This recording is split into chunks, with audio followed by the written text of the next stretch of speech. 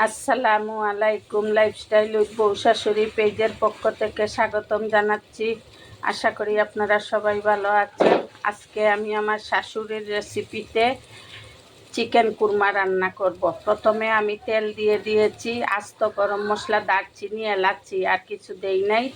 তারপরে পেঁয়াজ বাটা, আদা বাটা ও রসুন বাটা দিয়েছি। আর কোনো মশলা যাবে না এতে। লবণ দেয়া হয় নাই, এখন লবণ দিব। এখানে পুরো একটা মুরগি কেটে ধুয়ে নিয়েছি। এখন দিয়ে দিব মশলার মধ্যে মুরগির মাংস দিয়ে দিয়েছি। এখন খুব ভালোভাবে কষিয়ে নিব। এবং আগেই বলেছি এইটা আমার শাশুড়ি মায়ের রেসিপি। উনি অন্য এই হলুদ, মরিচ, কি ধনিয়ার গুঁড়া এগুলো উনি দিতেন না। অনেক মজা হয় ওনার রেসিপিতে কুরমা রান্না করলে। আমি আজকে ওনার রেসিপিতেই করতেছি। মশলার সাথে মাংস অনেকক্ষণ কষিয়েছি। এখন সিদ্ধ হওয়ার জন্য একটু পানি দিয়েছি এবং ডেকে দিব।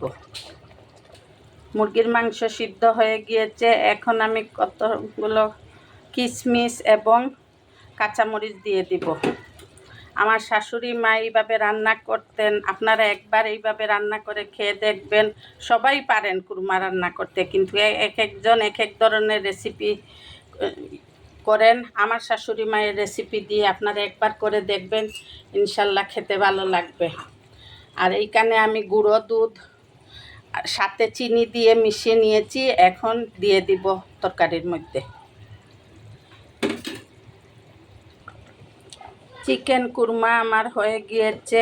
এই পর্যায়ে 1 টেবিল চামচ ঘি দিয়ে দিব, তাহলে একটা শাহি ভাব চলে আসবে।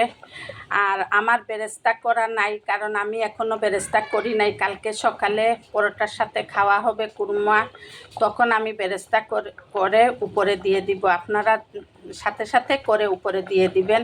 আমি আজকে খাওয়া হলে আমি করে নিতাম। এই হলো আমার ফাইনাল লুক।